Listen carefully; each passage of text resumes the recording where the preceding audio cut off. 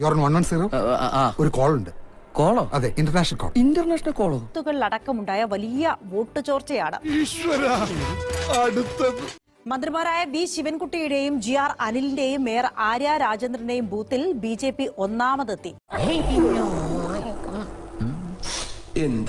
ഉറക്കം വരുന്നു.